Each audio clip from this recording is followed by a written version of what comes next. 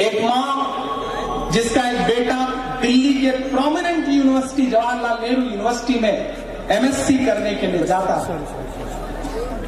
ABVP के कुछ लड़कों से उसकी लड़ाई होती है और वो उसे इतना पीटते हैं कि दूसरे दिन से वो बच्चा गायब है और तकरीबन 7-8 महीने को होने को आ गए हैं, लेकिन अब तक उस बच्चे का कोई सुराग नहीं। उसकी एक बूढ़ी मां कभी जंतर मंतर पर, कभी राजपथ पर, कभी देश के होम मिनिस्टर की चौखट पर, तो कभी जेएनयू के ब्लॉक पर रो रो करके चीख करके प्रशासन से, हुकूमत से ये कह रही है कि मुझे मेरा बेटा वापस कर दो, मुझे मेरा लाल वापस कर दो।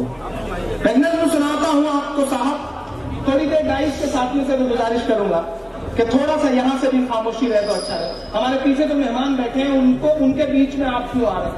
हमें उनसे डायरेक्ट मुखातिब रहने दीजिए और आवाम भी हमारे बड़ों को देखते रहना चाहती है, तो अच्छा रहे कि उन्हें देखते रहने दें। बड़े बुजुर्ग हैं, उसमें से तो कई ज्यादा बुजुर्ग हैं, तो सामने जो नई नस्ल है वो चाहती है कि उन्हें मुसलसल देखते रहो। कम उम्रें बची हैं, लगातार आंखों के सामने रहेंगे, अच्छा रहेगा। तो आप लोग बीच में हायल मत हो। मैं नज़्म सुनाता हूं साहब।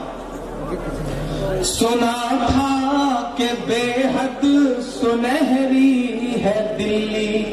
मेरी माएं बहनें भी सुन रही हैं इस प्रोग्राम को, उन तक भी पहुंचे मेरी ये नज़्म।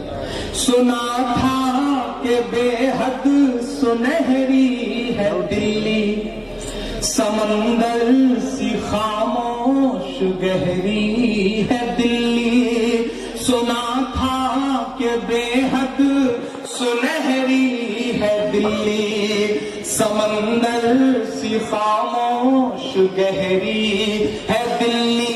मगर एक माँ की सदा सुन न पाए तो लगता है गूंगी है, बहरी है दिल्ली।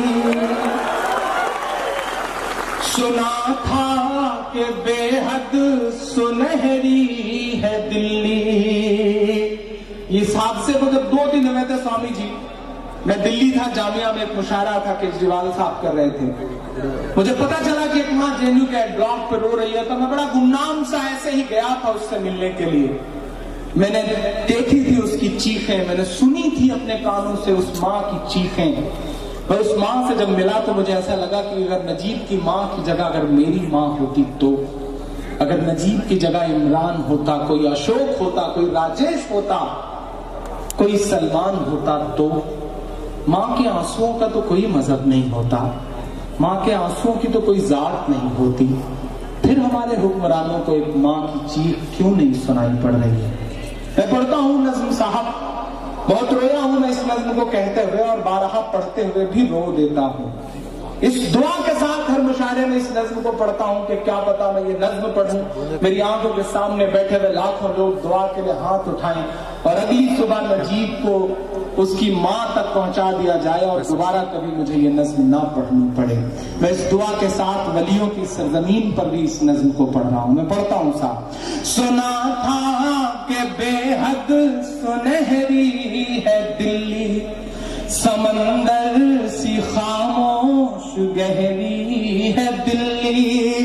मगर एक माँ की सदा सुन न पाए तो लगता है गूंगी है, बहरी है दिल्ली।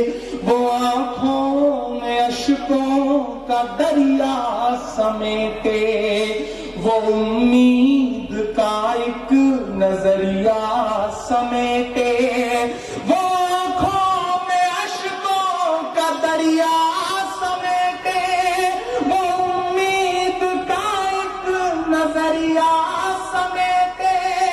यहाँ कह रही है, वहाँ कह रही है, तड़प करके ये तुम कह रही है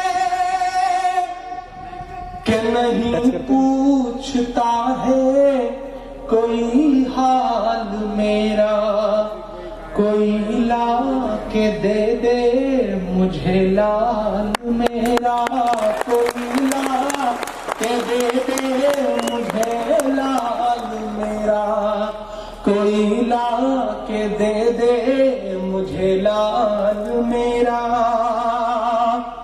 हमारे प्रधानमंत्री महोदय अपनी चुनावी जनसभा में ये कहते हैं कि हम मुस्लिम बहनों को 3 तलाक के मुद्दे पर उनका हक दिलाना चाहते हैं। मेरा मन करता है स्वामी जी कि मैं कभी जाऊं सेमिनार सीआर के बाहर, उनकी चौखट पर खड़ा होकर के चीख करके कहूं कि आदरणीय नरेंद्र दामोदर मोदी साहब, अगर आप सच में मुस्लिम बहनों को उनका हक दिलाना चाहते हैं तो मान लीजिए नजीब की अम्मी को अपनी बहन वापस ला दीजिए अपने भांजे को, तब तो मैं मानूं कि आप सच में हक दिलाना चाहते हैं। अगर सियासी बातें तो सियासी बातें हैं साहब, ये ड्रामा बंद करिए। मैं पढ़ता हूं इस नज्म का अगला बंद कि उसे लेके वापस चली जाऊंगी मैं, पलट कर कभी फिर नहीं आऊंगी मैं। यकीन जाने यही अल्फाज है उस माँ के। मैंने सुना है, मेरे कंधे से अपना सर रख करके बहुत देर तक रोई थी नजीब की अम्मी। ये बातें कहते हुए मेरे रोंगटे खड़े हैं। आप यकीन करें कि पत्थर दिल इंसान उस माँ से मिले, उसके आंसू नहीं रुक सकते। ये बात मैं दावे के साथ कह रहा हूँ। लेकिन कभी अन्य ट्रायल कैदियों को भोपाल में तलाश करके घंटे भर में इनकाउंटर कर देने वाली हमारी पुलिस या फिर हमारी सीबीआई, एक बच्चा जो दिल्ली से गायब हुआ है उसका सुराग तक नहीं लगा पा रही। कहीं ना कहीं ये बहुत बड़ा फेल्योर नहीं है? और कितना हमें बर्बाद करोगे साहिब, और कितना हमें बर्बाद करोगे साहिब, क्या सितम और नया इजाद करोगे साहिब। खुद के औलाद नहीं है तो बताओ इतना, कितनी माओं को बे औलाद करोगे साहिब,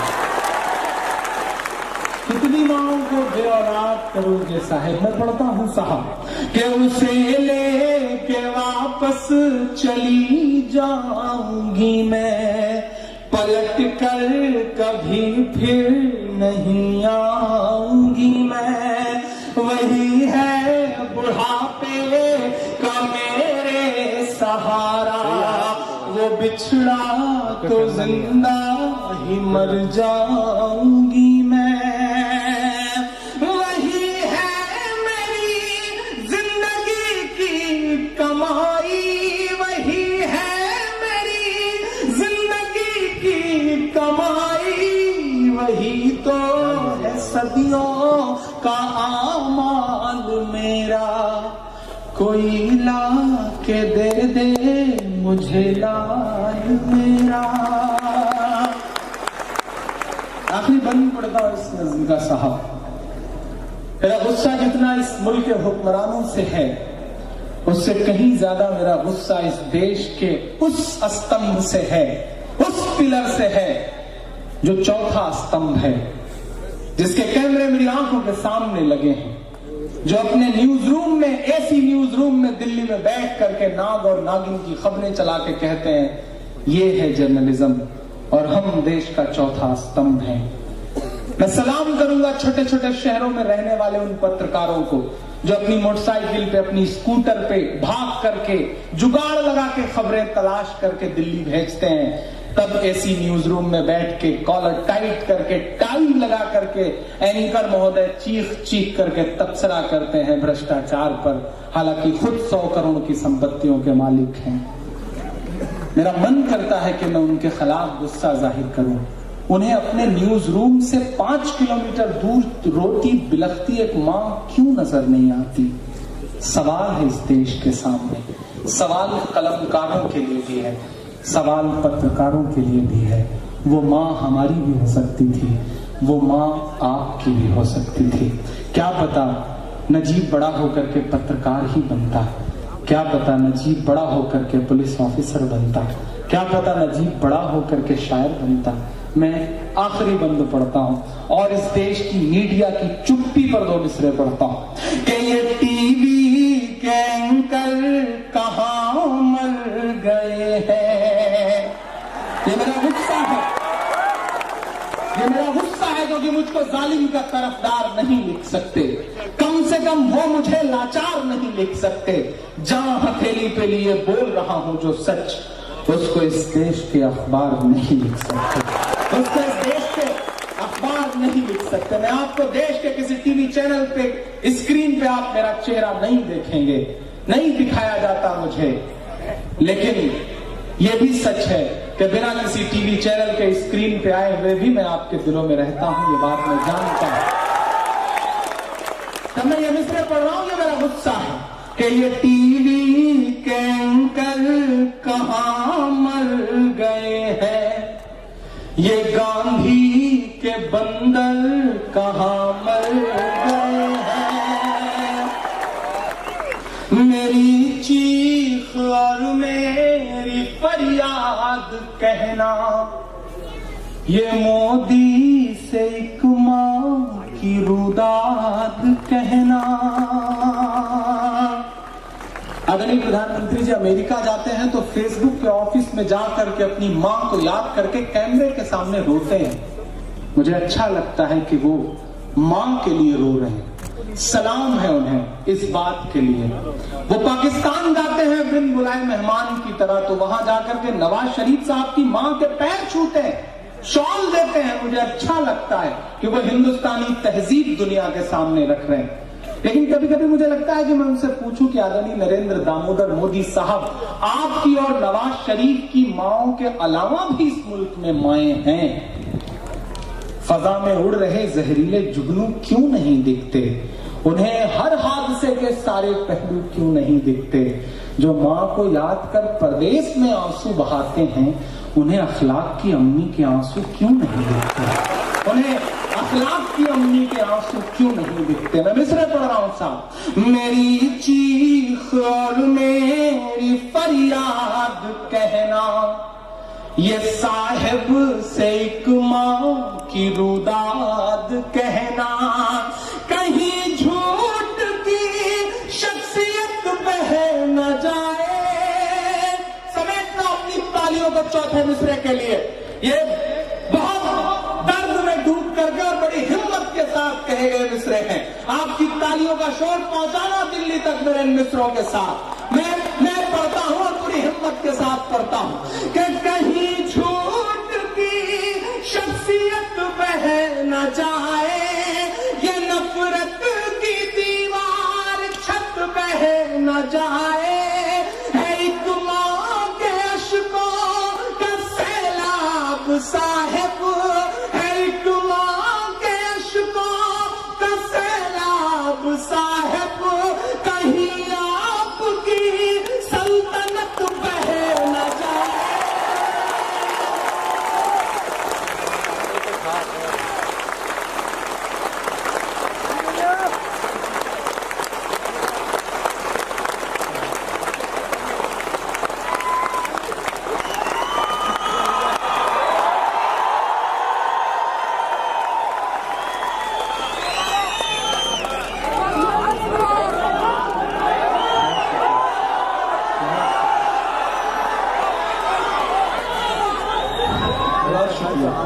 कहीं झूठ की शख्सियत बह न जाए, ये नफरत की दीवार छत बह न जाए। है एक मां के अश्कों का सैलाब साहिब, कहीं आपकी सल्तनत बह न जाए।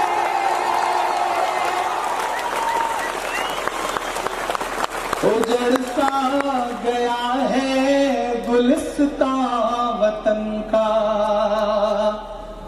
मुझसे अक्सर तमाम बड़े बुजुर्ग कहते हैं कि इमरान बड़े हमलावर होकर के मुशायरों में नज़में पढ़ते हो क्यों? हुकूमत के खिलाफ बोलते हो क्यों? एक खास पार्टी के खिलाफ बोलते हो ज्यादा क्यों? आज मैं इस माइक पे खड़ा हूं, मेरे इस तरफ तमाम सरदार सिख भाई बैठे हैं, पीछे स्वामी जी बैठे हैं, इधर तमाम और मजहबों के लोग खड़े हैं। मैं बताता हूं मैं क्यों। मैंने कहा ना, मैं इलाहाबाद विश्वविद्यालय में हिंदी का विद्यार्थी रहा हूं। मैंने पढ़ा है मीरा, सूर, कबीर और तुलसी को, मेरे सिलेबस में थे वो। मैं हिंदी की कविताएं लिखता हूं। मैं जिस शहर में हूं वहां संगम है। मैं अपने ग्रेजुएशन के दौरान संगम के किनारे घंटों बैठ करके नदियों को मिलते हुए देखता था। मैं अपने तमाम हिंदू दोस्तों को जब वो इलाहाबाद आते थे तो उन्हें संगम स्नान करवाने ले जाता था। मैं ऐसे माहौल से हूं। मैं क्यों बोलता हूं? मुझे याद है कि जब मैं 7वीं में पढ़ता था तो मेरा एक दोस्त था और है, श्रीकांत मिश्रा। सच्ची बात आपको बता रहा हूं, हम दोनों 7-12 किलोमीटर स्कूल जाते थे साइकिल चला करके।